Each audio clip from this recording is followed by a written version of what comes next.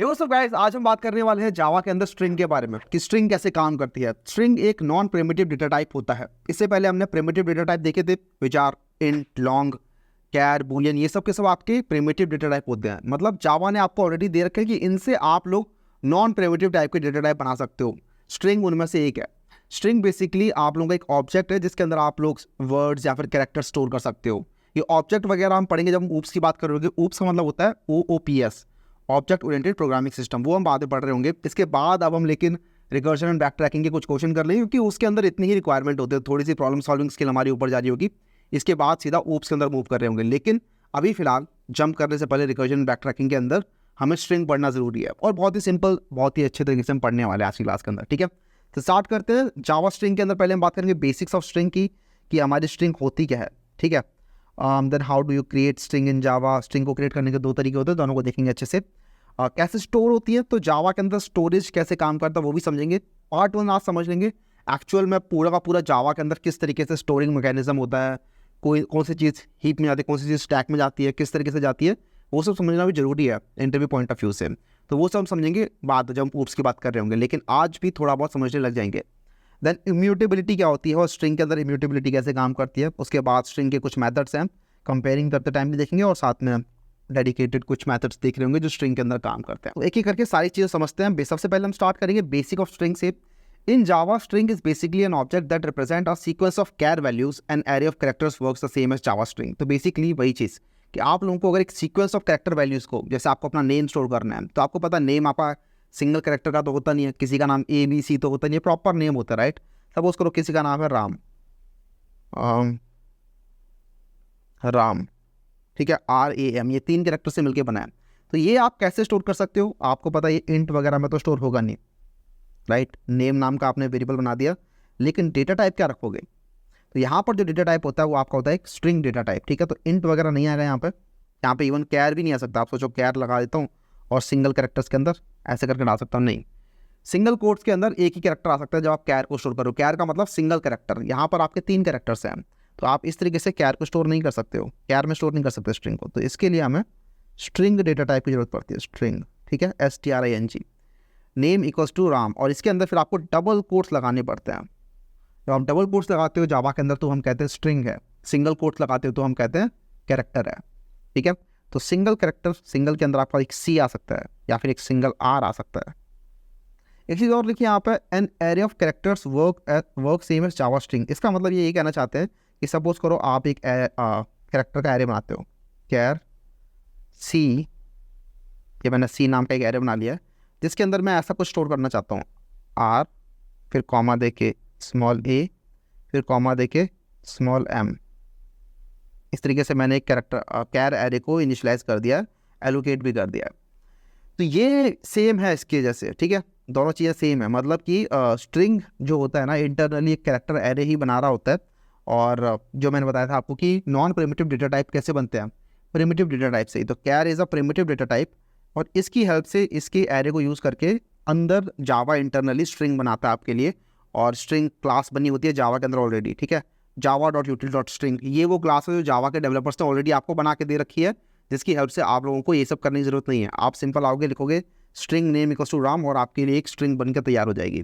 उसके बाद आप लोगों से नाम वगैरह इनपुट ले सकते हो और नाम वगैरह स्टोर कर सकते हैं मेमोरी के अंदर। ये सब हम इसलिए कर रहे हैं ताकि हम वर्ड्स और कैरेक्टर्स और बड़े बड़े पैराग्राफ्स ये सब लोगों से इनपुट ले सकें, या फिर मेमोरी के अंदर कहीं ना कहीं स्टोर कर सकें, राइट।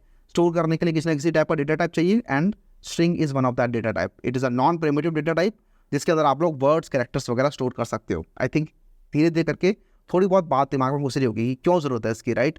वर्ड और कैरेक्टर वैल्यूज़ के बहुत सारे सीक्वेंस को अगर आपको स्टोर करना है तो वहाँ पर जरूरत पड़ती है। और रियल वर्ल्ड में आपको दिख रहा है ऐसी चीज़ें बहुत सारी होती हैं।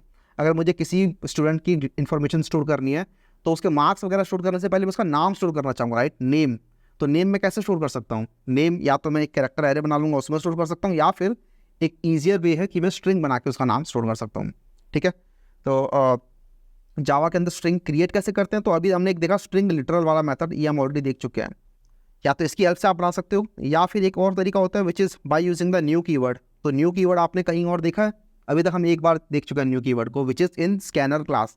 स्कैनर क्लास का ऑब्जेक्ट बनाते हैं तब हम न्यू कीवर्ड यूज़ करते हैं, राइट। हम ऐसे लिखते हैं स्कैनर तो यहाँ पर आप देख सकते हो कि मैंने न्यू कीवर्ड यूज़ किया था, राइट। सिमिलरली एक न्यू कीवर्ड की हेल्प से आप लोग स्ट्रिंग भी बना सकते हो। कैसे बनाओगे? तो स्कैनर क्लास का एक ऑब्जेक्ट बनाया मैंने, राइट। स्ट्रिंग का ऑब्जेक्ट बनाना है आपको, तो स्ट्रिंग लेट्स से नेम नाम का बनाते हैं। String name equals to new string, और इसकी कंस्ट्रक्टर के अंदर आप पास कर दो। यहाँ पर सपोज करो मैं पास करता हूँ ANUJ, तो यहाँ से भी एक स्ट्रिंग बन जाती है, ठीक है। तो आप चाहे तो ये लिखो string name equals to new string Anuj, या फिर आप ये लिखो स्ट्रिंग नेम इक्वल्स टू अनुज।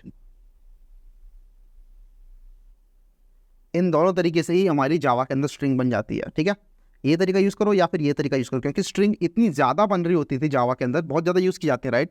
इसलिए जावा डेवलपर्स ने बोला सुनो ऑब्जेक्ट बनाने के लिए तो यही तरीका होता है, ये ऊपर जो तरीका लिखा है इसी से ऑब्जेक्ट बन रहे होते हैं, लेकिन स्ट्रिंग इतनी ज़्यादा यूज़ में होती है कि उसके लिए उन्होंने बोला कि ठीक है एक स्पेशल तरीके से और बना सकते हो आप, जैसे आप नॉर्मल कोई नॉन प्रिमिटिव डेटा टाइप बनाते हो वैसे आप बना सकते हो।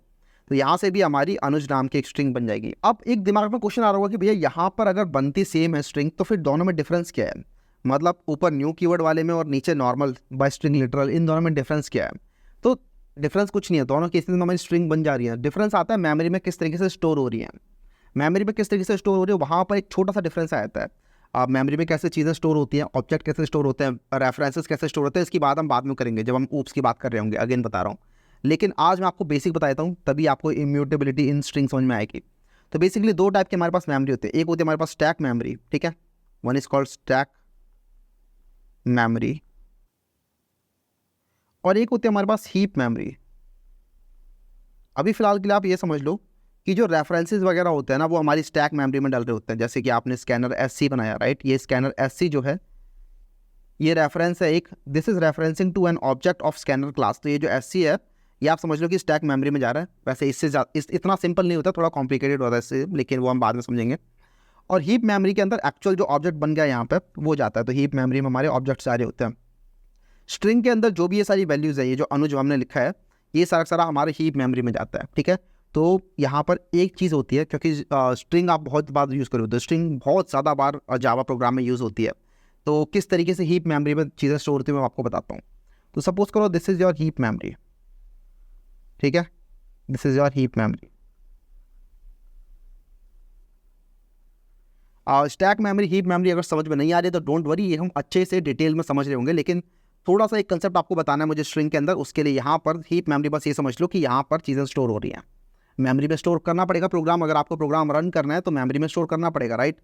तो उसी के लिए आपका स्टोर किया जा रहा है। हीप मेमोरी में किस तरीके से चीज़ें स्टोर होती है कि जब आपने ऐसे लिखा ना string name equals to Anuj, तो उस टाइम पे क्या होगा, यहाँ पर एक हीप मेमोरी के अंदर स्ट्रिंग के लिए एक अलग से चीज़ असाइंड है, अलग से एरिया असाइंड है। इसका मैं कलर चेंज कर देता हूँ, और this area is called string constant pool. इसे हम कहते हैं string constant pool, string pool भी कहते हैं इसको। स्ट्रिंग पूल एरिया के अंदर हमारी स्ट्रिंग्स बन रही होती हैं, ठीक है। तो जो आपने ऐसे बनाया ना string name equals to Anuj, तो हुआ कि यहाँ पर एक अनुज स्टोर हो गया यहाँ पर, ठीक है। एक्चुअल वैल्यू जो है अनुज के अंदर, मतलब बेसिकली इस नेम के अंदर जो वैल्यू है अनुज, ये जो कैरेक्टर्स है ये सब आपके स्टोर हो जाते हैं इस स्ट्रिंग कांस्टेंट एरिया के अंदर। इसका मतलब आपने जब नेम बनाया तो नेम ये रहा, ठीक है। सपोज करो नेम आपका स्टैक मेमोरी के अंदर कहीं पर स्टोर्ड है, और ये पॉइंट कर रहा है इस जगह पे, ये बता रहा है कि ठीक है मेरे अंदर जो वैल्यू है वो अनुज है, ठीक है भैया, समझ में आ गया। अब क्या होता है, सपोज करो आप एक दूसरा स्ट्रिंग बनाते हो यहाँ पे, ठीक है, आपने एक और स्ट्रिंग बनाया, स्ट्रिंग लेट्स से रैंडम वेरिएबल है, और इसके अंदर आपने वैल्यू स्टोर कर दी अनुज। दोबारा से आपने इसके अंदर अनुज वैल्यू स्टोर कर दी। तब हुआ क्या, जावा बोलेगा देखो यार स्ट्रिंग बहुत ज़्यादा बनते हैं, स्ट्रिंग ऑप्टिमाइज़ करने हैं हमें, ठीक है। स्ट्रिंग अगर हमें ऑप्टिमाइज़ करना है तो उसके लिए हम क्या करेंगे, एक जगह जो अनुज बन रखा है ना यहाँ पे, सपोज करो स्ट्रिंग कांस्टेंट एरिया के अंदर, स्ट्रिंग कांस्टेंट पूल के अंदर, फिर स्ट्रिंग पूल के अंदर अगर एक बार ये अनुज बन रखा है तो दोबारा से अनुज नाम का स्ट्रिंग पूल में बनाने की जरूरत नहीं है, ठीक है। दोबारा से अनुज नहीं बनेगा, ये क्या करेगा, इस रैंडम को भी पॉइंट करा देगा इसी चीज़ के ऊपर। तो random and name both are pointing at Anuj. ये बात समझ में आ रही है। यूजुअली क्या होता है जब आप दो वेरिएबल बनाते हो उनके अंदर अगर वैल्यू सेम भी है तो वेरिएबल जो होते हैं वो उनकी अलग अलग मेमोरी रेफरेंस में वो स्टोर होते हैं, ठीक है। जब मैंने एक बार स्कैनर SC को न्यू स्कैनर किया तो वो अलग बनेगा, दोबारा किया तो वो अलग बनेगा, ठीक है। 3 बार बनाओगे तो 3 बार अलग अलग मेमोरी लोकेशन में बनेंगे ऑब्जेक्ट्स। लेकिन स्ट्रिंग क्योंकि इतनी ज़्यादा बार यूज़ किया जाता है कि जावा में बोला गया कि इसको ऑप्टिमाइज करते हैं थोड़ा। ऑप्टिमाइज करने के लिए क्या बोला गया कि एक काम करते हैं, स्ट्रिंग पूल एरिया बनाते हैं एक, और स्ट्रिंग पूल एरिया के अंदर हम ऐसे करके स्ट्रिंग को डाल दिया करेंगे। तो अगर स्ट्रिंग रिपीट कर रही है तो हम उसको दोबारा नहीं बनाएंगे, ठीक है, हमें थोड़ा ऑप्टिमाइज करना है मेमोरी को। तो नेम को भी यहीं पे पॉइंट करा देंगे, रैंडम को भी यही पॉइंट करा देंगे, ठीक है। इसका फायदा ये है कि अगर आप मल्टीपल सेम नाम के मतलब सेम वैल्यू के स्ट्रिंग बनाते हो तो पहले चेक कर लीजिएगा कि आपकी स्ट्रिंग पूल एरिया में है कि नहीं है, और उसके बाद सेम को पॉइंट करा देंगे, उससे हमारी मेमोरी बचेगी थोड़ी सी। तो ये फ़ायदा होता है इसका। लेकिन नीचे ये जो ये यहाँ बनाया ना हमने, ये दूसरा वाला तरीका which is by using the new keyword, यहाँ पर चीज़ें थोड़ी सी डिफरेंट हो जाती है। डिफरेंट कहाँ आता है? डिफरेंट आता है जहाँ स्टोर हो रहा है। बेसिकली चीज़ें अभी भी हीप मेमोरी में स्टोर होंगी, लेकिन हीप मेमोरी के अंदर एक अलग जगह पे स्टोर होंगी। इस बार वो स्ट्रिंग कॉन्स्टेंट पूल के अंदर स्टोर नहीं होंगी।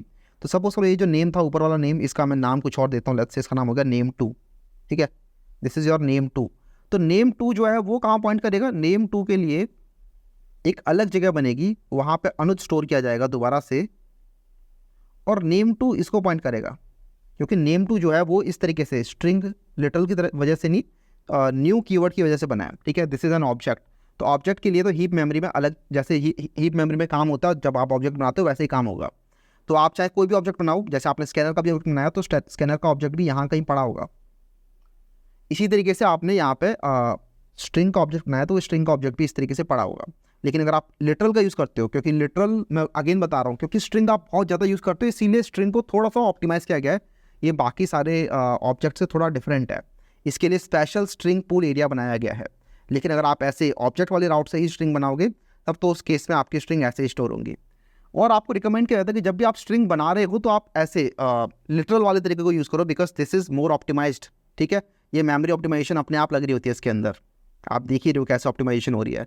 तो आपको रिकमेंड किया जाता है कि जब भी आप यूजुअली स्ट्रिंग बना रहे हो तो use the string literal to create your strings. और लेकिन जब आपको दिख रहा है कि जब आप ऐसे न्यू कीवर्ड की वजह से बनाते हो स्ट्रिंग, तो आपकी इस तरीके से बनती है। अब अगर यहाँ पे आपको लगता है string name3 equals to new string Anuj, मैं दोबारा बनाऊँ, ठीक है, name3 equals to new string Anuj, अगर मैं ऐसे बनाऊँ तो क्या होगा? name3 अलग बनेगा, ठीक है, और name3 एक अलग अनुज को पॉइंट कर रहा होगा, अलग स्ट्रिंग को पॉइंट कर रहा होगा। तो जितने भी आप ऑब्जेक्ट बनाओगे उनके अलग अलग मेमोरी लोकेशन में चीज़ें बनती रहेंगी, ठीक है, और वो फिर अलग अलग बनते रहेंगे।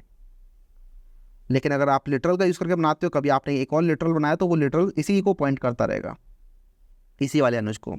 कुमार बनाओगे तो कुमार आपका ऐसे यहाँ पे दोबारा से एक अलग बन जाएगा कुमार, फिर आप दोबारा से कुमार बनाओगे तो कुमार पिछला कुमार वाले को पॉइंट करेगा वो, ठीक है। इस तरीके से आई थिंक क्लियर हो रहा होगा, समझ में आ रहा होगा। और इसी वजह से स्ट्रिंग के अंदर इम्यूटेबिलिटी आती है। Immutable string in Java. Immutable क्या होता है? इम्यूटेबल मतलब वो कि एक बार बना दे तो वो दोबारा चेंज नहीं होगा। It is not immutable. Mutable मतलब जिसमें म्यूटेशन आ सकते हैं, जो कि चेंज हो सकता है, राइट। इम्यूटेबल मतलब जिसको चेंज नहीं कर सकते, this can not be changed. तो string objects are immutable. Immutable simply means unmodifiable और अनचेंजेबल। एक बार आपने बना दिया अगर स्ट्रिंग के अंदर कुछ भी, तो वो चेंज नहीं हो सकता है। यहाँ पर थोड़ी सी कन्फ्यूजन आती है बिगिनर्स को कि ये क्या बोल रहे हो भैया, चेंज नहीं हो सकता, इसका मतलब क्या है? तो बेसिकली आपने अगर बनाया name equals to Anuj, string name equals to Anuj, और सोचो कि कभी मैं फ्यूचर में जाके इसको चेंज कर देता हूँ कि मैं नहीं भैया, मेरे को नेम इक्वल्स टू अनुज नहीं चाहिए, मुझे तो नेम इक्वल्स टू शिवम चाहिए, लेट्स से। भैया ये तो हो गया चेंज, आप बोल रहे थे ये स्ट्रिंग जो है वो इम्यूटेबल होता है। मैं बोलूँगा नहीं, स्ट्रिंग का वेरिएबल इम्यूटेबल नहीं है, स्ट्रिंग के ऑब्जेक्ट्स आर इम्यूटेबल। इसका मतलब अनुज जो आपने बनाया था ना पहले, वो अनुज अभी भी मेमोरी के अंदर पड़ा ही हुआ है, ठीक है। सपोज करो this is your string pool area, ये रेड वाला, इसके अंदर यहाँ पे अनुज रखा हुआ है और नेम पहले इसको पॉइंट कर रहा था। अब जब आपने शिवम बनाया ना, तो ऐसा नहीं हुआ कि इस अनुज वाली मेमोरी को हटाया गया और इसी के अंदर शिवम बनाया गया, नहीं, ऐसा नहीं हुआ।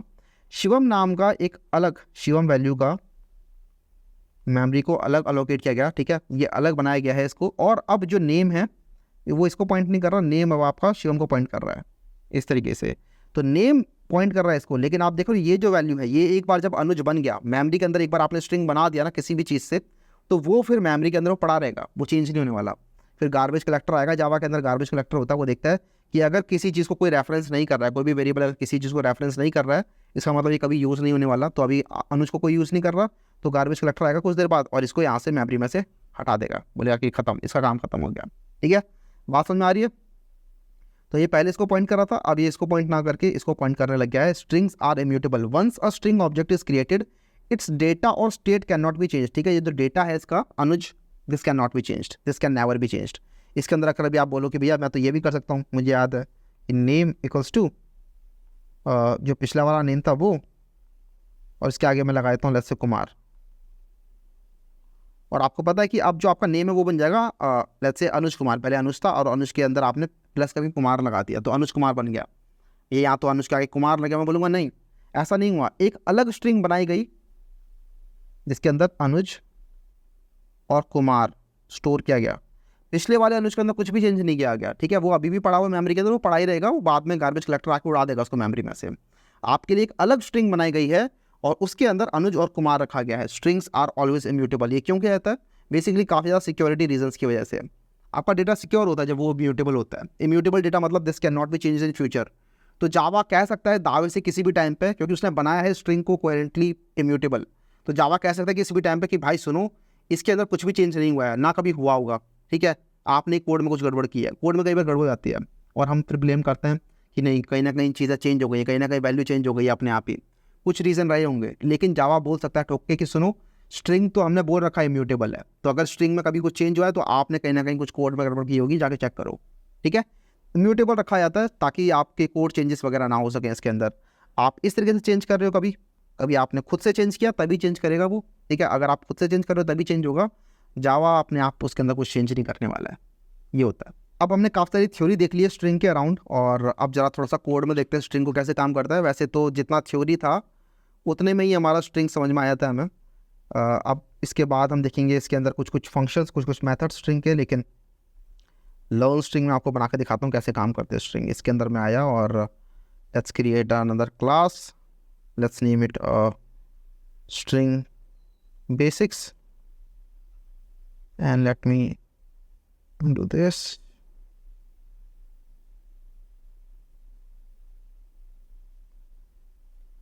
पब्लिक स्टैटिक वॉइड मेन, ठीक है। इसके अंदर हमने आए और स्ट्रिंग बनाया, string name equals to Anuj, या फिर string new name equals to new Anuj, ठीक है। तो न्यू स्ट्रिंग पहले, उसके अंदर अनुज, ये अलग बना होगा मेमोरी के अंदर, ये अलग बना होगा मेमोरी के अंदर, ठीक है। वहीं पे अगर मैंने ऐसा बनाया string same name equals to Anuj, तो आपको समझ में आया होगा कि ये वाला बना होगा हमारा स्ट्रिंग पूल एरिया के अंदर, because this is using the literal string literal. ये वाला इसने चेक किया होगा स्ट्रिंग मेमोरी ने, स्ट्रिंग पूल एरिया ने, कि ऑलरेडी अनुज बन रखा है, ऑलरेडी अनुज नाम का डेटा जो है वो हमारा स्टोर्ड है। तो एक काम करते हैं, सेम नेम और नेम इन दोनों को सेम ही जगह पे पॉइंट करा देते हैं।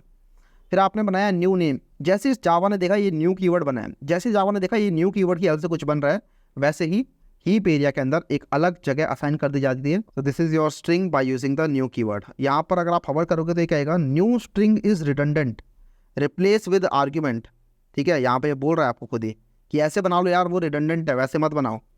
लेकिन आपको समझाने के लिए बता रहा हूँ कि इस तरीके से भी आपकी स्ट्रिंग बन जाती है। एक चीज़ आप और देखते हैं, इक्वल करके देखते हैं, स्ट्रिंग्स को कंपेयर करके देखते हैं, दो स्ट्रिंग्स को आपस में, ठीक है। एक बार आपको अगर प्रिंट करना तो प्रिंट करके भी देख सकते हैं। आपने लिखा नेम ऐसे, तो भी अनुज प्रिंट होगा। उसके अलावा आप अगर न्यू नेम लिखोगे तो भी अनुज प्रिंट होगा। ये तो बहुत बेसिक है, ठीक है। इसे रन करते हैं। यहाँ देख रहे हो दोनों जगहों पे अनुज प्रिंट हो रहा है, because this is a string. और आप बिना स्ट्रिंग के वेरिएबल को बनाए भी आप स्ट्रिंग बना सकते हो। कैसे? आप ये लिखते हो एस आउट और यहाँ पे पास किया सपोज करो अनुज कुमार, तो यहाँ पर भी आपकी एक स्ट्रिंग बन रही है, ठीक है। यहाँ पर भी आपका स्ट्रिंग ऑब्जेक्ट बन रहा है।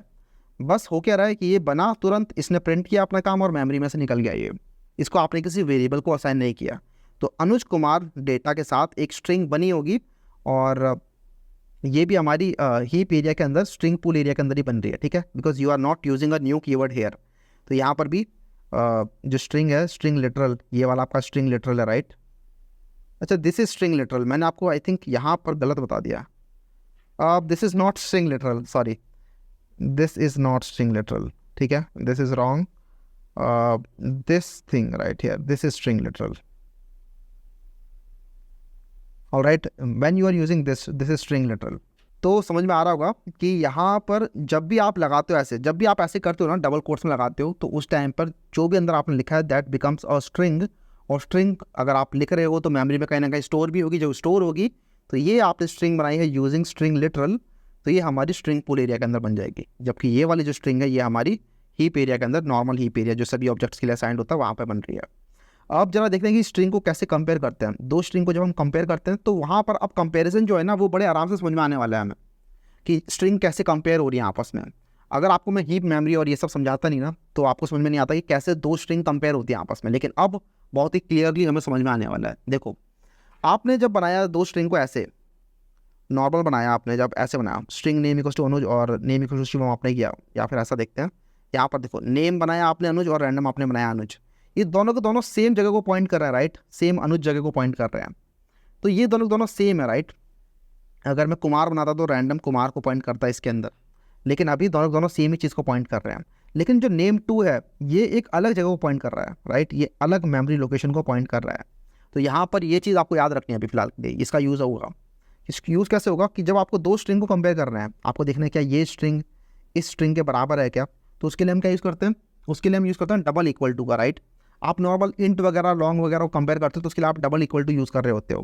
फॉर एग्जाम्पल आप चेक करते हो इफ़ 4 इक्वल्स टू 4, आपको चेक करना है कि क्या ये जो 4 है ये इस वाले 4 के इक्वल है कि नहीं है। आपको वहाँ से पता चलता है कि हाँ दो चीज़ें इक्वल हैं कि नहीं है। इस तरीके से आप चीज़ों को कंपेयर करते हो। इसी तरीके से आप लोग चाहो तो स्ट्रिंग्स को भी कंपेयर कर सकते हो।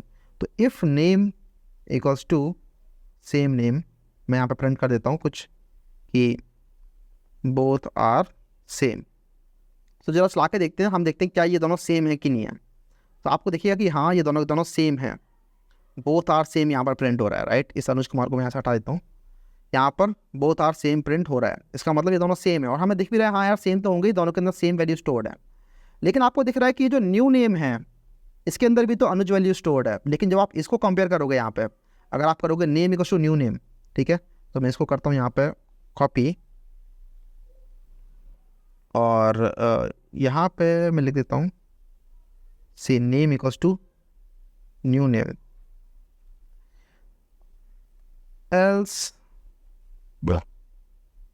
Both are not same. तो आप देखोगे इस केस में, इस वाले इफ एल्स के केस में क्या होगा, ये दोनों अलग है, ये वाला इफ अलग है, नीचे वाला इफ एल्स अलग है। आप रन करते हैं आपको क्लियरली समझ में आने वाला है। यहाँ प्रिंट हो रहा है बोथ आर नॉट सेम। आप लोग भैया वैल्यू तो दोनों के अंदर सेम है, यहाँ भी अनुज प्रिंट हो रहा है, यहाँ भी अनुज प्रिंट हो रहा है। जब नेम और न्यू नेम दोनों के अंदर अनुज प्रिंट हो रहा है तो ये फिर बोथ आर नॉट सेम क्यों प्रिंट हो रहा है।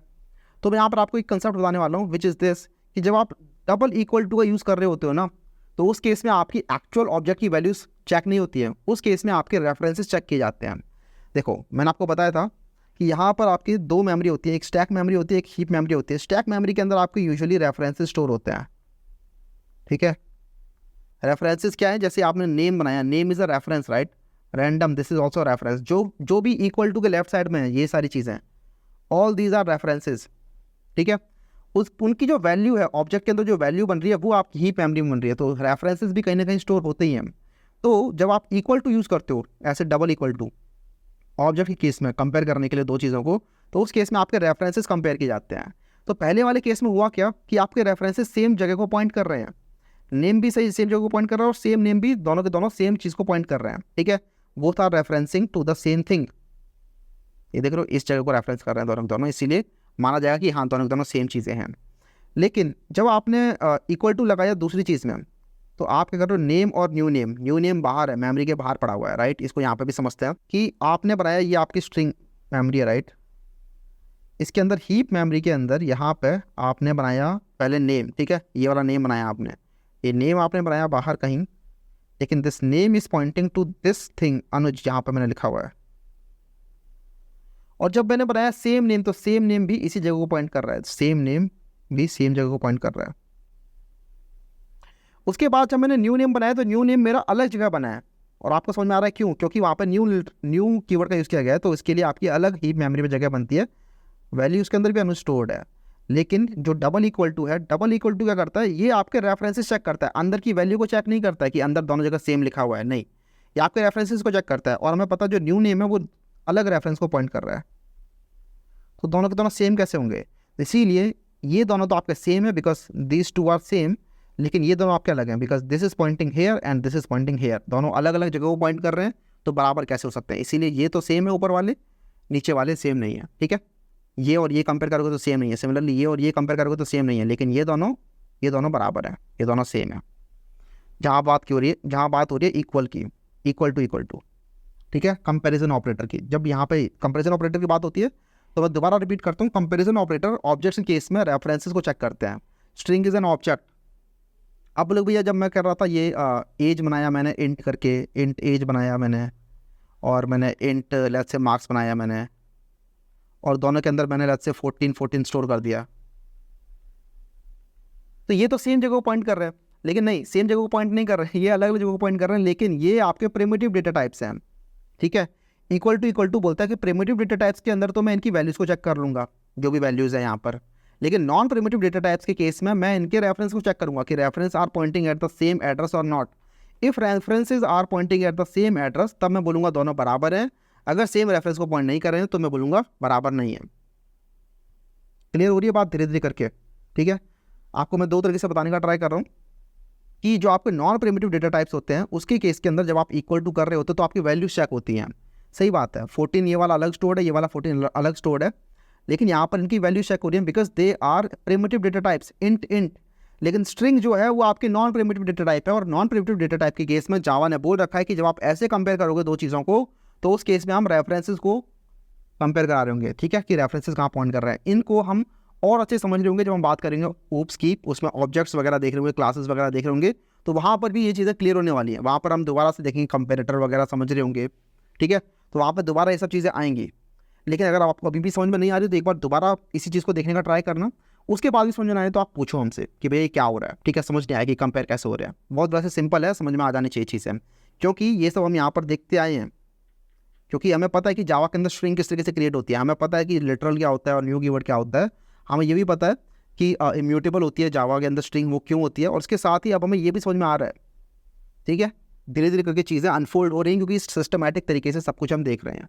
ऑलराइट, तो ये था आपका नॉर्मल की स्ट्रिंग के अंदर आप कंपेयर कैसे करते हो। तो आप बोलोगे भैया फिर ठीक है, मुझे अगर इनकी वैल्यूज़ को कंपेयर करना तो मैं क्या करूँगा। अभी तो आप बता रहे हो कि हाँ ठीक है, इक्वल टू से तो रेफरेंसेस कंपेयर हो रहे हैं, मुझे लेकिन इनके अंदर की वैल्यूज़ को कंपेयर करना है, तो उसके लिए अब मैं क्या कर सकता हूँ, तो मैं बोलूँगा सुनो, उसके लिए जावा ने स्ट्रिंग के अंदर ऑलरेडी एक प्रावधान दे रखा है, ठीक है, एक मेथड दे रखा है आपको, एक फंक्शन दे रखा है, उसका यूज़ कर सकते हो आप, and that function is called equals.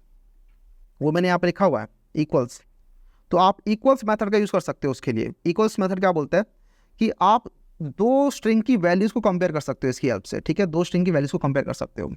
तो अगर आपका एक स्ट्रिंग कहीं और है, एक स्ट्रिंग कहीं और है, और आपको उनकी वैल्यूज़ को कंपेयर करना है, आपको फर्क नहीं पड़ता वो कहाँ का रेफरेंस को पॉइंट कर रहा है, नहीं, आप चाहते हो नॉर्मल उनकी वैल्यूज़ को कंपेयर करना कि उनके अंदर दोनों में अनुज लिखा हुआ है क्या, अगर लिखा है तो मैं बराबर मान लूँगा उनको। तो जावा ने बोल रखा है उसके लिए हमारे पास एक इक्वल्स मैथड है जिसका आप यूज़ कर सकते हो। तो ज़रा वो समझ लेते हैं एक बार कैसे काम करता है इक्वल्स मैथड। तो ये तो आपको दिख रहा है ये तो काम नहीं करेगा, ठीक है, इसको मैं कर देता हूँ कमेंट। लेकिन वहीं पे मैं अगर लगाऊँ ये कि इफ़ नेम डॉट इक्वल्स, और यहाँ पे मैं डालता हूँ new name, S out name and new name are have same values. तो जरा देखते हैं क्या दोनों के अंदर सेम वैल्यू है क्या या नहीं है, चलाते हैं। अब देखो यहाँ प्रिंट हो रहा है name and new name are same values, दोनों के अंदर सेम वैल्यूज़ है क्योंकि दोनों इक्वल हैं। इक्वल कैसे है, क्योंकि आप इक्वल्स मेथड का यूज़ कर रहे हो। तो जब आप जावा के अंदर स्ट्रिंग के अंदर इक्वल्स मेथड का यूज़ करते हो तो उस केस में इन दोनों के अंदर की वैल्यूज़ को कंपेयर किया जाता है। क्या नेम के अंदर क्या वैल्यू है, नेम के अंदर वैल्यू है अनुज, ओके, ANUJ। उसके बाद न्यू नेम के अंदर क्या वैल्यू है, न्यू नेम के अंदर भी वैल्यू है अनुज, दोनों के अंदर वैल्यू सेम है तो इसका मतलब दोनों सेम है।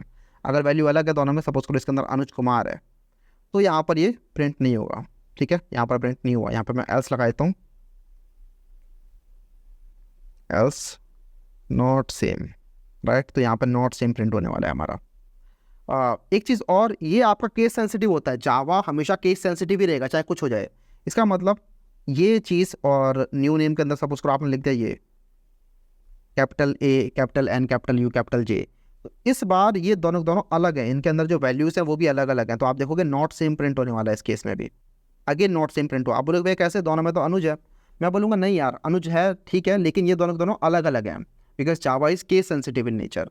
तो अगर आपको एक्जैक्ट मैच करना है इस तरीके से। अब आप देख रहे हो एग्जैक्ट मैच कर रहे हैं, तभी आपको सेम बता रहा है, yes both have same values.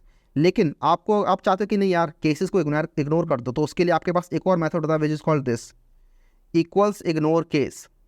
ये दूसरी स्ट्रिंग को कंपेयर करने के काम में आता है और ये आपके केसेस को इग्नोर कर देता है, ठीक है। इसमें आपने जावा को ऑलरेडी बोला था कि केसेस को इग्नोर कर दो। अगर एक अनुज ऐसे बना हुआ है और एक अनुज सपोज करो ऐसे बना हुआ है, तो भी दोनों को सेम बना दो। तो अगर आप नॉर्मल इक्वल्स करोगे तब तो नॉट सेम प्रिंट हो रहा है, लेकिन अगर आप करोगे इक्वल्स इग्नोर केस, आप केसेस इग्नोर कर रहे हो, तो उस केस में देखोगे दोनों सेम प्रिंट बनने वाले हैं। देखो सेम वैल्यूज़ हैं। तो दोनों में से किसी का भी आप यूज़ कर सकते हो, आपके क्वेश्चन पे डिपेंड करता है कि आपका क्वेश्चन किस टाइप का आया है। यूजुअली आप इक्वल्स ही यूज़ कर रहे होते हो, लेकिन आपके पास इक्वल्स इग्नोर केस का भी एक ऑप्शन होता है जो मैंने आपको बता दिया है, ठीक है। इसके अंदर केसेस इग्नोर हो जाते हैं और नॉर्मल वाले के अंदर आपके केसेस होते हैं। अब आगे बढ़ने से पहले जरा कुछ और क्वेश्चंस कर लेते हैं, एक बहुत ही बेसिक एक्सरसाइज करते हैं इसके अंदर। तो न्यू क्लास बना लेता हूँ मैं और लर्न स्ट्रिंग, इस वाले को हम बंद कर देते हैं। Again public static void main, और सपोज करो मैंने आपसे बोला आपका फर्स्ट नाम बताओ मुझे और लास्ट नेम बताओ, और मैं दोनों को कंबाइन करके आपका असली नाम आउटपुट कर दूंगा, ऐसा कुछ क्वेश्चन है। तो ये बहुत ही सिंपल हम कर सकते हैं। कैसे? पहले तो आपको बोलूँगा कि अपना फर्स्ट नेम बताओ, तो enter your first name, right, enter your first name. उसके बाद आप एंटर करोगे अपना फर्स्ट नेम। तो इनपुट लेने के लिए क्या यूज़ करते हैं हम, जब हम यूज़र से इनपुट लेते हैं तो हमने यूज़र इनपुट ऑलरेडी पढ़ा हुआ था, राइट। उसके लिए हम यूज़ करते हैं स्कैनर क्लास का ऑब्जेक्ट था। तो scanner SC equals to new scanner और सिस्टम डॉट इन। इंटेलिजेंट ने अपने आप ही स्कैनर को यहाँ पे इंपोर्ट कर लिया है।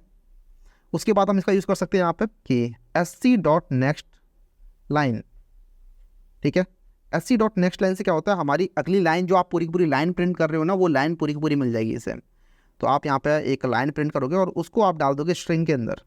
तो string first name equals to this SC dot next line, because this returns a string. उसके बाद आपने उससे मांगा दूसरा नाम आपका क्या है, last name, enter your last name. और उसके बाद आपने वो भी लिया string last name equals to SC dot next line.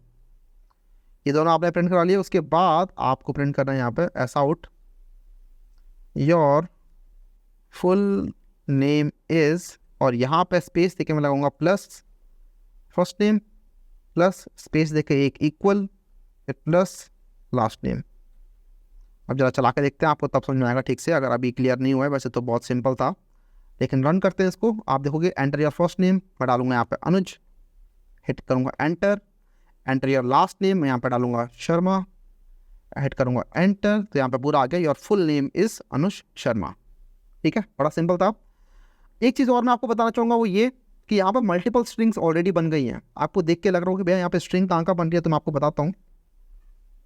यहाँ पे ऑलरेडी मल्टीपल स्ट्रिंग आपकी बन गई है, मैं दिखाता हूँ कहाँ। एक तो ये स्ट्रिंग बनी आपकी, right, enter your first name. उसके बाद SC डॉट नेक्स्ट लाइन ने जो भी आपको दिया, और जब आपको स्ट्रिंग में डाला गया तो एक और स्ट्रिंग यहाँ पे बन गई आपकी। उसके बाद ये भी आपकी स्ट्रिंग ही बनी है। उसके बाद जब आपने ये नई लाइन मांगी तो ये भी आपकी एक स्ट्रिंग बन जाएगी। उसके बाद जब आपने ये प्लस प्लस किया ना यहाँ पे, और ये आपने किया पूरा का पूरा काम, तो यहाँ पर भी आपकी स्ट्रिंग ही बन रही है। ये अलग स्ट्रिंग बनी है, योर फुल नेम इज़, उसके बाद फर्स्ट नेम, देन स्पेस लगा के लास्ट नेम, ये आपकी एक अलग स्ट्रिंग बनी है जावा के अंदर। तो यहाँ पर आपकी मल्टीपल स्ट्रिंग्स बन रही हैं, ठीक है। स्ट्रिंग इस तरीके से काम करता है आपका, और स्ट्रिंग के अंदर आप इस तरीके से कंकैटिनेशन कर सकते हो बाय यूजिंग दिस प्लस की हेल्प से आप दो स्ट्रिंग्स को कंबाइन कर सकते हो। आपको समझ में आ रहा होगा। आपके पास अगर एक फर्स्ट नेम है, फर्स्ट नेम, और आपके पास अगर एक लास्ट नेम है, आप चाहते हो दोनों को कंबाइन करना, तो कंबाइन करने के लिए आप पीछे में प्लस लगा दो और दोनों कंबाइन हो जाएंगे, दोनों चिपक जाएंगे आपस में, ठीक है, एकदम चिपक जाएंगे ग्लू की तरह। जैसे कि आप सपोज करो यहाँ पे फर्स्ट नेम लास्ट नेम को बिना किसी चीज़ के बस ऐसे प्रिंट कराना चाहते हो, तो सपोज करो आप ये कर सकते हो, first name plus last name. तो यूजुअली तो प्लस क्या करता है, जैसे अगर इंट वगैरह रखा हो तो इंट होगा तो दो इंट को ऐड कर देगा, राइट। कि अगर फर्स्ट नेम में सपोज करो 2 रखा होता इंट के अंदर, लास्ट नेम में इंट के अंदर सपोज करो 3 रखा होता, तो प्लस क्या करता है 2 + 3 5 कर देता है। लेकिन स्ट्रिंग के केस में प्लस ने क्या कर रखा है, प्लस को हमने ओवरलोड कर रखा है। ओवरलोड मतलब प्लस को हमने कुछ और काम दे रखा है स्ट्रिंग के केस में, और हमने बोल रखा है कि सुनो स्ट्रिंग के केस में तुम्हें इन दोनों को कंबाइन कर देना है। मैं यहाँ पर कुछ भी डालता हूँ ASDF और ये, तो आप देखोगे यहाँ पे इन दोनों को इसने कंबाइन कर दिया है और एक नई स्ट्रिंग बनाती है यहाँ पे इसने। इसको आप चाहो तो एक अलग वेरिएबल में भी स्टोर कर सकते हो, लेकिन हाँ प्लस के केस में आपकी एक नई स्ट्रिंग बनती है और दो स्ट्रिंग को कंबाइन कर दिया जाता है when we are talking about string. तो इस तरीके से आपकी स्ट्रिंग काम करती है। एक चीज़ और आप सोच सकते हो कि भैया अगर मैं यहाँ पे स्ट्रिंग के अंदर नंबर्स डालूंगा तो क्या होगा। सपोज करो मेरा फर्स्ट नंबर है, फर्स्ट नेम है 3 और मेरा लास्ट नेम है लेट्स से 5। तो आपको दिख रहा होगा फर्स्ट नेम में 3 वैल्यू स्टोर है, लास्ट नेम में 5 वैल्यू स्टोर है। जब मैं दोनों को प्लस करूंगा तो क्या प्रिंट होगा, क्या 8 प्रिंट होगा। अब तो समझ में आ जाना चाहिए कि 8 प्रिंट नहीं होगा, यहाँ पे हमें 35 प्रिंट होने वाला है। 35 क्यों, क्योंकि फर्स्ट नेम के अंदर स्ट्रिंग के अंदर आपका 3 स्टोर है और लास्ट नेम के अंदर स्ट्रिंग के अंदर आपका 5 स्टोर है। तो 3 और 5 स्ट्रिंग की तरह ही कंबाइन होंगे और फिर आपको जो वैल्यू मिलेगी वो स्ट्रिंग के अंदर ही आपको मिलेगी। ठीक है, तो 3 और 5 35। ये आपका 35 भी आपका स्ट्रिंग ही है, ये नंबर नहीं है, दिस इज अ स्ट्रिंग।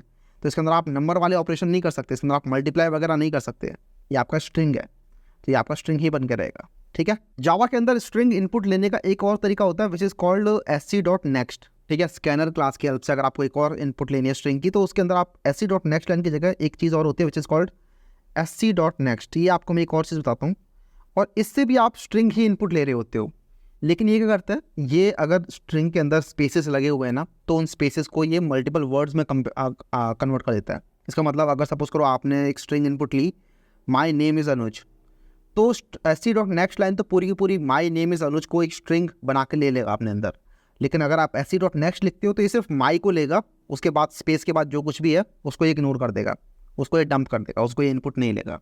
तो इसको अगर आपको एक्शन में देखना है तो आप ऐसे कर सकते हो कि सपोज करो first name equal to sc.next line, और सेकंड नेम जो है मैं यहाँ पर सेकंड नेम में sc.next लाइन की जगह sc.next लगा देता हूँ, बस इस तरीके से।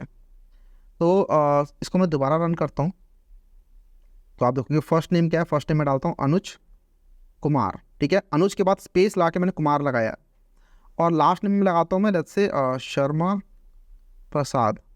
ठीक है, तो अनुज कुमार शर्मा प्रसाद। तो आप बताओ यहाँ पे क्या प्रिंट होने वाला है, जो मैंने भी आपको बताया उसके हिसाब से। तो sc.next लाइन तो पूरी की पूरी लाइन को अपना इनपुट ले लेगा, तो अनुज कुमार आपका फर्स्ट नेम में आ जाएगा, लास्ट नेम में आपका सिर्फ शर्मा आना चाहिए। ठीक है, प्रसाद नहीं आएगा बिकॉज बीच में एक स्पेस लगा हुआ है। रन करते हैं तो आप देखोगे यहाँ पर प्रिंट हो रहा है अनुज कुमार शर्मा, इवन यहाँ पर भी अनुज कुमार शर्मा प्रिंट हो रहा है। ठीक है, प्रसाद नहीं आ रहा है यहाँ पर दोनों ही केसेस में, बिकॉज लास्ट नेम के अंदर आपका प्रसाद स्टोर है ही नहीं। लास्ट नेम अगर आप यहाँ पर प्रिंट कराओगे, आप देखोगे लास्ट नेम के अंदर सिर्फ, दोबारा रन करते हैं, अनुज कुमार शर्मा प्रसाद, जो भी आप लगाओगे यहाँ पर लास्ट नेम के अंदर सिर्फ पहली चीज़ को लेगा ये विच इज़ कुमार। ठीक है, तो लास्ट नेम में सिर्फ कुमार आ रहा है। तो sc.next यूज़ करना है या फिर sc.next लाइन यूज़ करना है, ये आपको अपने डिस्क्रिप्शन पे देखना होता है कि आपके पास क्वेश्चन किस तरीके का आया है। आपके पास अगर क्वेश्चन ऐसा है कि नहीं, जो मल्टीपल स्पेसेस के बाद चीज़ें आ रही हैं उनको आपको एक एक वर्ड की तरह ट्रीट करना है, तो उस केस में आपको दिख रहा है कि मुझे sc.next यूज़ करना चाहिए। लेकिन अगर आपको दिख रहा है कि नहीं ऐसा नहीं है, मुझे पूरी पूरी लाइन को एक स्ट्रिंग बनाना है, तो उस केस में आप sc.next लाइन भी यूज़ कर सकते हो। दोनों में से कुछ भी यूज़ करना है, वो आपके क्वेश्चन पर डिपेंड करता है कि क्वेश्चन किस तरीके का है, उसके हिसाब से काम आगे बढ़ता है। यूजुअली आप मेरे को देखोगे कि मैं sc.next लाइन ही ले रहा होता हूँ हमेशा। मैं चाहता हूँ कि हमेशा लाइन पूरी की पूरी जो भी है वो पूरी पूरी मुझे स्ट्रिंग के अंदर मिल जाए।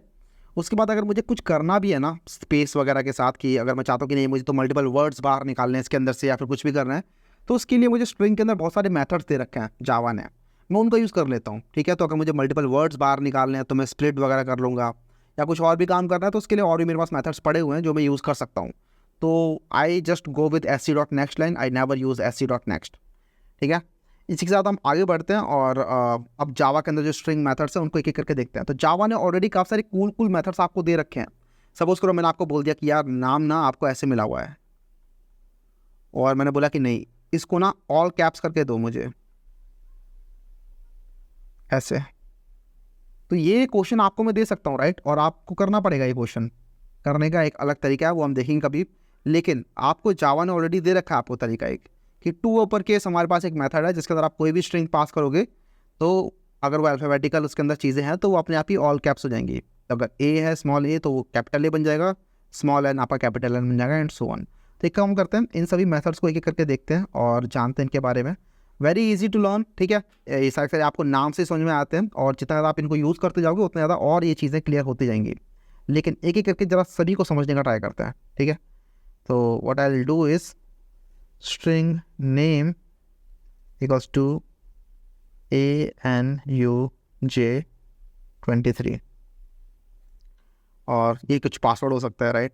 अब क्या करते हैं, एक एक करके सारे मेथड्स देखते हैं। सबसे पहला to upper case, S out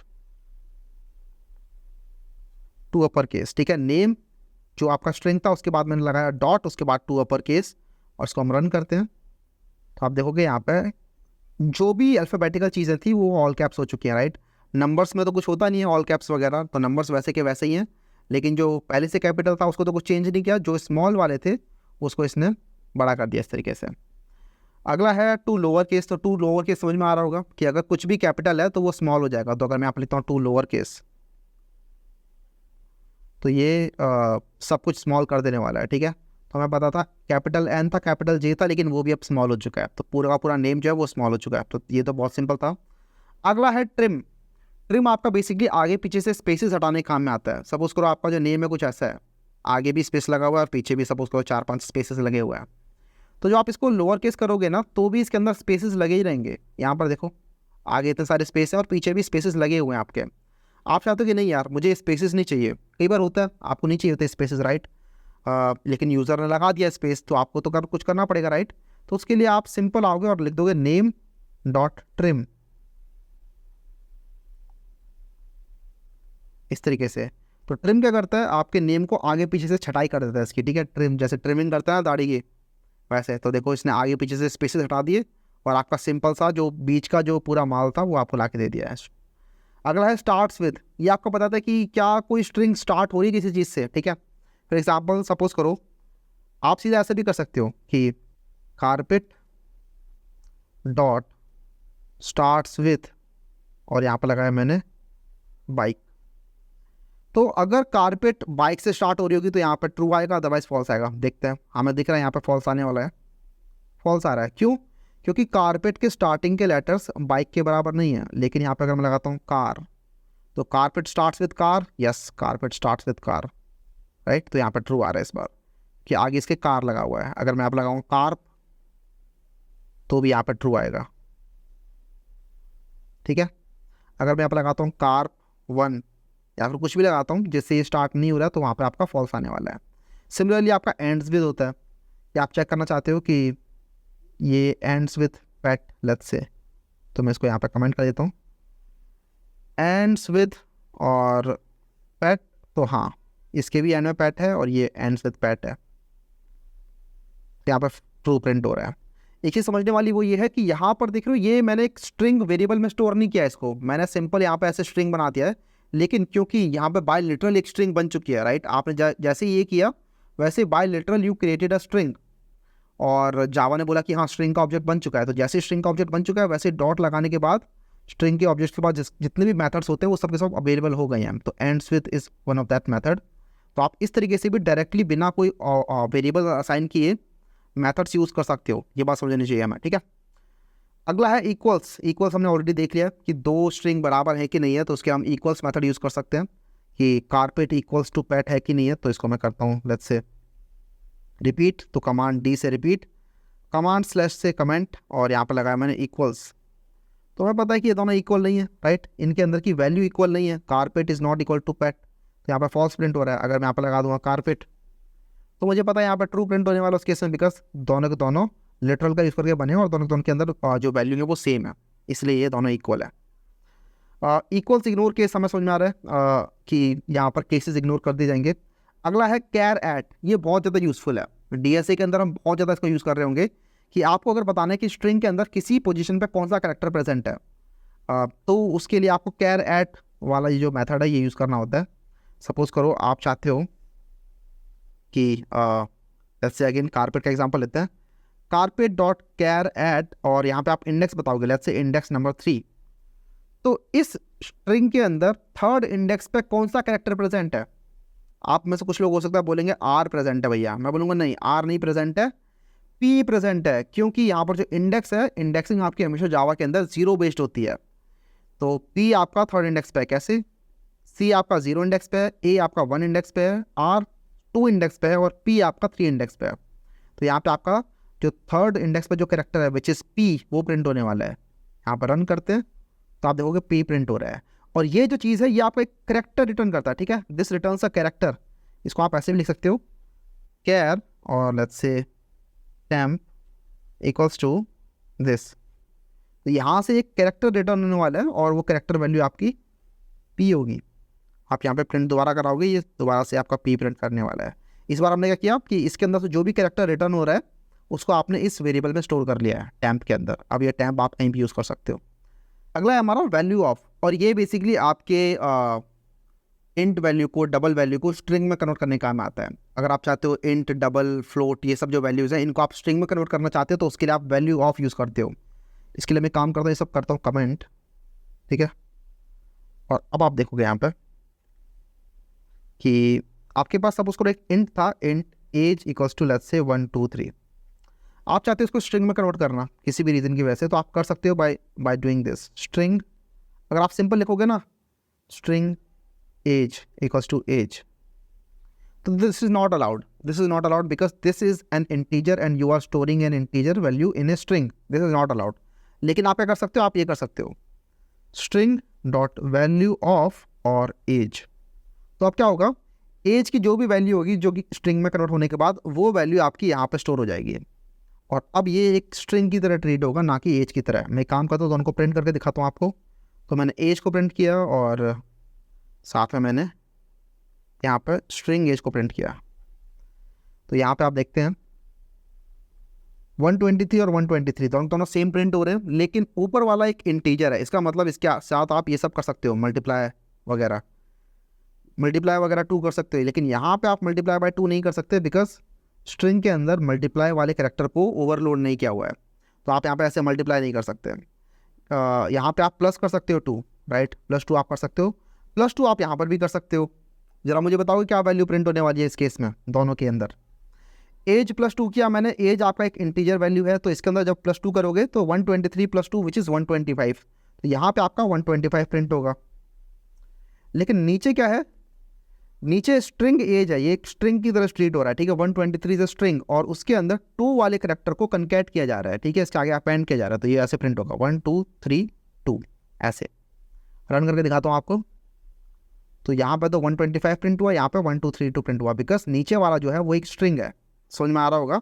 string dot value की हेल्प से आप किसी भी चीज़ को, चाहे वो इंट हो, चाहे लॉन्ग हो, चाहे फ्लोट हो, कुछ भी हो, बूलियन हो, वो सब के सब आप स्ट्रिंग में कन्वर्ट कर सकते हो। अगला है हमारा रिप्लेस। रिप्लेस आपका बेसिकली रिप्लेस करने काम में आता है। स्ट्रिंग के अंदर किसी भी सीक्वेंस को अगर आपको किसी और सीक्वेंस से रिप्लेस करना है तो यू यूज़ रिप्लेस। ये आप बहुत ज़्यादा यूज़ करते हो, राइट, अपने कोड के अंदर भी। अगर आपको अपने पूरे कोड के अंदर कोई वेरिएबल रिप्लेस करना है या फिर कुछ फाइंड करके रिप्लेस करना है तो उसके लिए आपको पता है कमांड F होता है, ये सर्च करता है, एक कमांड R होता है, ये आपका रिप्लेस कर देता है।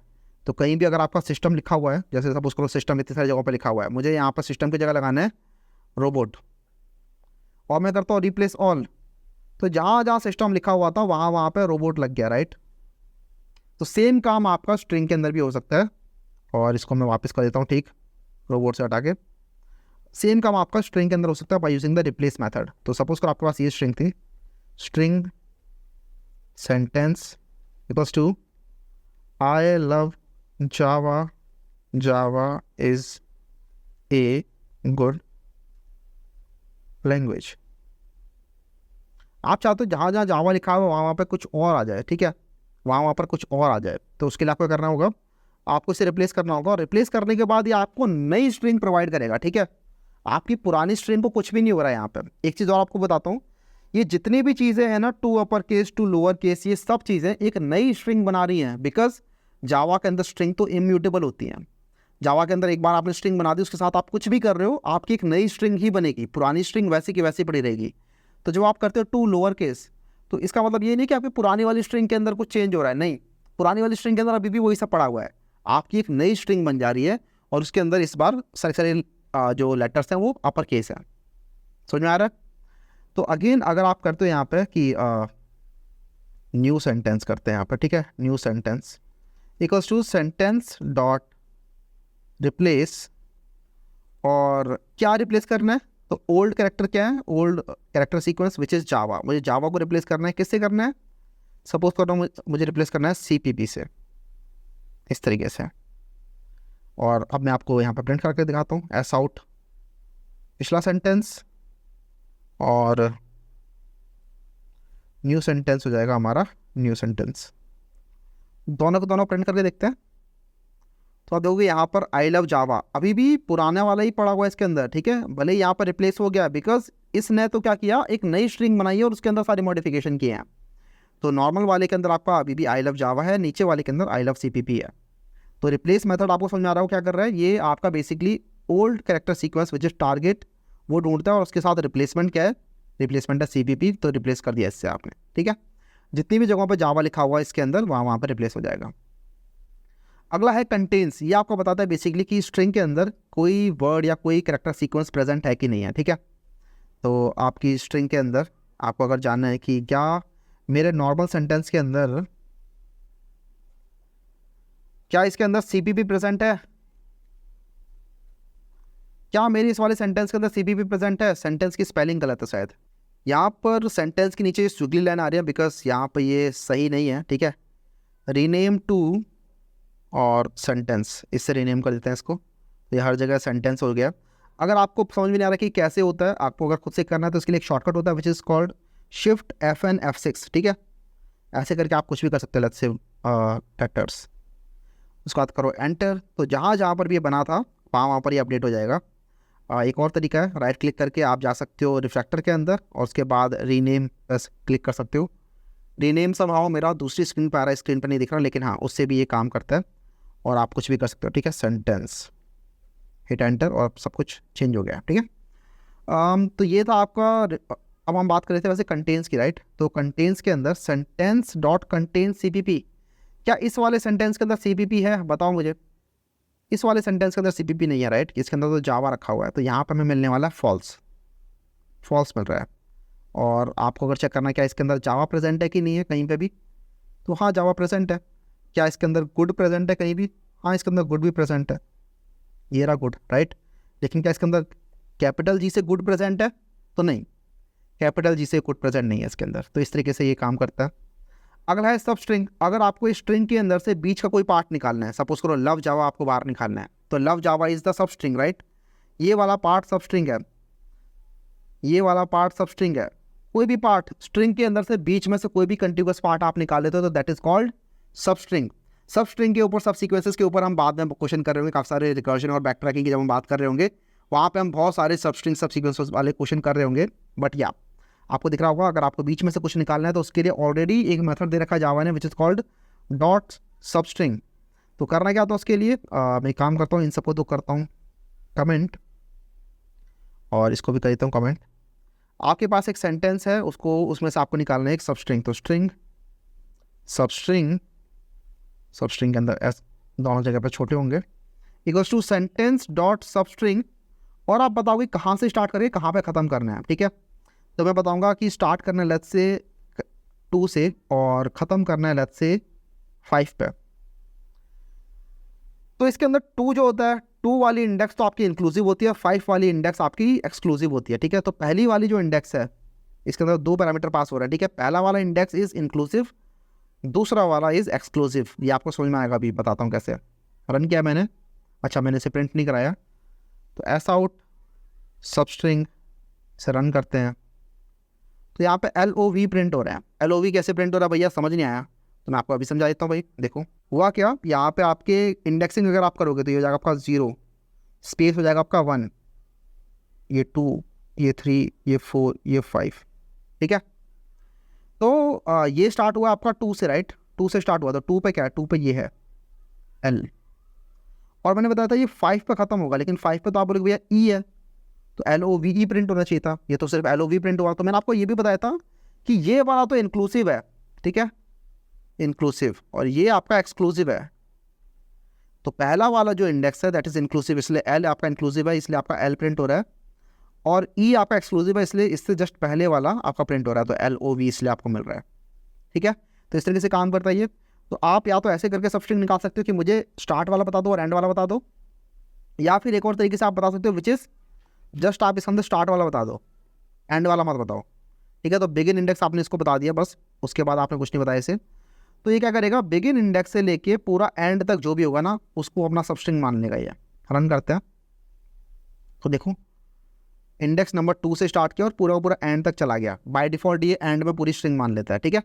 तो अगर आप इसको नहीं बताओगे ख़त्म कहाँ पे करना है, जैसे मैंने बताया 8 पे ख़त्म करना है, तो अब ये 8 पे ख़त्म कर देगा यहाँ पे, और बीच में से बस इतना सा निकाल के देगा मुझे। लेकिन अगर आपने इसे नहीं बताया कहाँ ख़त्म करना है, ऐसे सिर्फ एक ही चीज़ पास की इसके अंदर, तो इसके अंदर आप देख रहे हो मल्टीपल पूरा का पूरा एंड तक चला गया है। तो सेम मेथड के अंदर आपकी बेसिकली इसे हम कहते हैं मेथड ओवरलोडिंग। यहाँ पे आपका मेथड ओवरलोड हो रखा है। मेथड ओवरलोडिंग, मेथड ओवरराइडिंग, ये सब हम समझ रहे होंगे, हम ओप्स की बात कर रहे होंगे। लेकिन यहाँ पर आपको ये मेथड समझना है कि इसके अंदर आप दो तरीके से पैरामीटर पास कर सकते हो। अगर आप दो एंड की वैल्यूज पास करोगे तो आप स्टार्ट से एंड माना जाएगा, अगर सिर्फ एक पास करोगे तो वो स्टार्ट माना जाएगा, एंड फिर उस केस में बाय डिफॉल्ट पूरी स्ट्रिंग हो जाएगी। तो ये तो आपका अगर बीच में से स्ट्रिंग बाहर निकालना है। अगला है स्प्लिट। अगर आपको स्ट्रिंग को स्प्लिट करना है किसी कैरेक्टर पर या फिर किसी भी कैरेक्टर सीक्वेंस पर, तो आप कर सकते हो। क्या बोल रहे हो भैया, समझ नहीं आया? तो बताता हूँ। सपोज करो ये आपकी स्ट्रिंग है, राइट। इसके अंदर से आपको सारे वर्ड्स बाहर निकालने हैं। तो वर्ड्स बाहर निकालने के लिए आपको पता है स्प्लिट करेंगे हमें स्पेसिस के बेसिस पर, कि जहाँ जहाँ पर स्पेस लगे हुए हैं वहाँ से स्प्लिट हो जाइए। तो आप करोगे ये सेंटेंस डॉट स्प्लिट, और उसके बाद बताओगे किसके बेसिस पर स्प्लिट करना है। मुझे स्पेस के बेसिस पर स्प्लिट करना है, तो मैंने यहाँ पे बीच में स्पेस लगा दिया, ठीक है। और अब ये क्या करेगा, ये मुझे एक स्ट्रिंग का एरे रिटर्न करेगा, ठीक है। ये फंक्शन मुझे एक स्ट्रिंग का एरे रिटर्न करता है, तो उसको मैं डाल लेता हूँ यहाँ पे string words equals to this, ठीक है। ये वर्ड्स का एरे है, तो वर्ड्स का एरे, तो स्ट्रिंग वर्ड्स का एरे इक्वल्स टू दिस। अब अगर आपको ये सारे वर्ड्स प्रिंट करने हैं तो आप इसमें फॉर ईच लूप लगा सकते हो कि for string word in words, सारे वर्ड प्रिंट कर दो। तो अब क्या होगा जरा देखते हैं। यहाँ पर आप देखोगे एक एक करके सारे वर्ड्स प्रिंट होने वाले हैं। आई लव जावा, जावा के बाद कॉमा भी लगा हुआ है, राइट। ये पूरा का पूरा एक वर्ड माना जाएगा, बिकॉज आपकी जो स्प्लिटिंग हुई है वो आपकी स्पेस के बेसिस पे हुई है। अगर आप चाहते हो नहीं कि कॉमा के बेसिस पे स्प्लिटिंग हो, तो आप यहाँ पे कॉमा लगा दोगे। अभी मैंने यहाँ पर स्पेस लगाया हुआ है, राइट। अगर मैं आप लगा दूँ कॉमा, तो मेरी कॉमा के बेसिस पे स्प्लिटिंग होगी, और सिर्फ 2 बार स्प्लिटिंग होगी। देख रहे हो, आई लव जावा, और दूसरा ये, एक ये वाला पार्ट और दूसरा ये वाला पार्ट। अगर मैंने मल्टीपल कॉमा लगा रखे होते यहाँ पे, सपोज करो एक कॉमा मैंने यहाँ लगा दिया, एक कॉमा मैंने यहाँ लगा दिया, इस तरीके से, तो मैंने 3 कॉमा लगाए, तो टोटल 4 बनने वाले हैं इसके अंदर। तो यहाँ पर देखो 1 2 3 4, ये ऊपर जो भी प्रिंट हो रहा है इसको इग्नोर करो। ये आपका बेसिकली पूरी की पूरी कमांड बता रहा है कि जब आपने रन हिट किया तो कौन सी कमांड रन हुई है। तो एक्चुअल में ये कमांड रन हुई है, ठीक है। ऊपर जो भी लिखा हुआ है ना, you can ignore all this. आप यहाँ पर कुछ भी डाल सकते हो, कोई भी कैरेक्टर सीक्वेंस या फिर इवन रेजेक्स डाल सकते हो। Regex is basically regular expression, but वो थोड़ा सा स्कोप के बाहर हो जाएगा फिलहाल, तो हम उसे बाद में कभी समझ लेंगे। लेकिन आप चाहो तो यहाँ पर ऐसे लिख सकते हो स्मॉल ए, तो जहाँ जहाँ स्मॉल ए लिखा होगा वहाँ पर स्प्लिटिंग हो जाएगी। तो यहाँ पर देखो कुछ अजीब सा प्रिंट होने वाला है, आई लव जे, उसके बाद ए है, ए गायब, उसके बाद कॉमा और साथ में जे, तो ये आ गया। उसके बाद ए आया वो बाहर, उसके बाद सिर्फ वी प्रिंट हुआ है, उसके बाद इज़ और यहाँ तक प्रिंट हुआ है, फिर ए आ गया तो दोबारा से स्प्लिटिंग हो गई, ठीक है। फिर ये प्रिंट हुआ है। तो इस तरीके से आपकी स्प्लिटिंग हो रही है। अगला है टू कैर एरे। अगर आपको अपनी स्ट्रिंग को कन्वर्ट करना है कैरेक्टर एरे के अंदर, मैंने आपको बताया था शुरुआत के अंदर ही यहाँ पर कि जो आपकी जावा के अंदर स्ट्रिंग है ना, an array of character work same as Java string. इसका मतलब कैरेक्टर का एरे बना लो या फिर नॉर्मल जावा के अंदर स्ट्रिंग बना लो, बात एक ही है। तो आपने देखा कि किस तरीके से आप नॉर्मल स्ट्रिंग से काम करोगे, और मैंने बताया कि हाँ भाई स्ट्रिंग ही यूज़ करनी चाहिए, कैरेक्टर एरे तो क्यों यूज़ करोगे। कैरेक्टर एरे के अंदर इतने सारे मेथड्स तो मिलते नहीं है, स्ट्रिंग के अंदर आपको सारे मेथड्स मिलते हैं। स्ट्रिंग बहुत ऑप्टिमाइज्ड है, लेकिन कभी ज़रूरत पड़ जाती है अगर आपको कि मुझे तो स्ट्रिंग को कैरेक्टर के एरे में कन्वर्ट करना है, तो एक एक करके कैर एट वगैरह यूज़ करने की ज़रूरत नहीं है आपको ऑलरेडी टू कैर एरे करके एक मेथड दे रखा है, ठीक है। तो उसके लिए क्या करना होता है आपको, मैं इस सबको करता हूँ कमेंट। अगर आपको ये अपनी जो स्ट्रिंग है, एक काम करते हैं, ये सेंटेंस वाले मेथड को हम यहाँ पे कमेंट करता हूँ, नीचे आते हैं एकदम, और यहाँ पे बनाता हूँ मैं एक string, let's say colour equals to brown. और आप चाहते हो इस ब्राउन के अंदर जितने भी कैरेक्टर्स हैं, ये एक एक कैरेक्टर आपका पूरा का पूरा एक कैरेक्टर का एरे बन जाए। तो उसके लिए करना क्या है, colour dot to char array. तो यहाँ से हमारा कैरेक्टर का एरे बन गया है। अब वो कैरेक्टर का एरे आपको स्टोर भी करना होगा कहीं पर, तो मैं यहाँ पे कर लेता हूँ character array, let's say letters, इस तरीके से। तो जो भी कैरेक्टर एरे मिला वो मैंने इस कैर एरे वाले वेरिएबल में स्टोर कर लिया है, और अब अगर मैं इसे यहाँ पे प्रिंट करूँगा तो for every character letter in letters, अगर मुझे प्रिंट करना है सारे सारे लेटर, तो मैं यहाँ प्रिंट करके आपको दिखाता हूँ यहाँ पे रन। तो आप देखोगे ब्राउन आपका एक एक कैरेक्टर बाय कैरेक्टर प्रिंट हुआ है। और यहाँ पे अगर मैं स्पेस लगाता हूँ brown is my favourite colour, तो आपको दिख रहा होगा सब कुछ आपका एक एक कैरेक्टर में आने वाला है। ठीक है, एक्सक्लेमेशन मार्क लगा दिया मैंने यहाँ पे, तो देखो कैसे प्रिंट होगा ये ब्राउन, फिर जो स्पेस है वो भी एक कैरेक्टर है। ठीक है, इज़ माय फेवरेट कलर, और उसका जो एक्सक्लेमेशन मार्क है वो भी एक कैरेक्टर है। तो इस तरीके से कभी आपको अगर कन्वर्ट करना है अपनी स्ट्रिंग को back to the character array, तो उसके लिए आपको ऑलरेडी एक मेथड मिला हुआ है color.toChar। इसके बाद अगला मेथड देखते हैं विच इज़ एम्प्टी। तो इज़ एम्प्टी आप बहुत ज़्यादा यूज़ करते हो। इज़ एम्प्टी बताता है कि स्ट्रिंग आपकी खाली है कि नहीं है। ठीक है, तो स्ट्रिंग के अंदर अगर आपकी खाली स्ट्रिंग है, बेसिकली खाली स्ट्रिंग क्या होती है, खाली स्ट्रिंग ये होती है string let's say animal equals to this empty, तो ये आपकी एम्प्टी स्ट्रिंग है राइट। तो उस केस में यहाँ पे मिलेगा ट्रू। तो if animal dot is empty is blank कुछ और होता है, इज़ एम्प्टी कुछ और होता है, is empty S out empty. इसको रन करते हैं तो यहाँ पर देख लो एम्प्टी प्रिंट हो रहा है बिकॉज दिस इज एम्प्टी। यहाँ पे अगर मैं कुछ भी लिखता हूँ, लेट्स से मैंने ए लिख दिया बस यहाँ पे, तो उस केस में ये एम्प्टी नहीं है, तो यहाँ पे मिलेगा कुछ भी नहीं मिला क्योंकि ये एम्प्टी नहीं है राइट। उस केस में यहाँ से फॉल्स मिल गया, तो फॉल्स मिल गया, तो इसने यहाँ पे कुछ भी प्रिंट नहीं किया। आपने देखा था एक ब्लैंक भी होता है इसके अंदर मेथड, जो मैंने वहाँ पे लिखा हुआ नहीं, लेकिन हाँ मैंने सारे मेथड नहीं लिखे हुए यार यहाँ पे। ठीक है, इस ब्लैंक मेथड आप अगर पढ़ना चाहते हो यहाँ पे लिखा हुआ है returns true if the string contains empty और कंटेन्स ओनली वाइट स्पेस। तो अगर इसके अंदर स्पेसेस रखे हुए हैं ना बहुत सारे, तब भी ये आपको ट्रू रिटर्न करेगा। बेसिकली अगर यहाँ पे आपने ये किया और आपने किया इज एम्प्टी, तो आपको पता है यहाँ पे आपको फॉल्स मिलने वाला है right. This is not empty, this is not empty. Else if मैं लगाता हूँ यहाँ पे एनिमल डॉट इज ब्लैंक, तो यहाँ पे आपको मिलेगा हाँ भाई ब्लैंक है।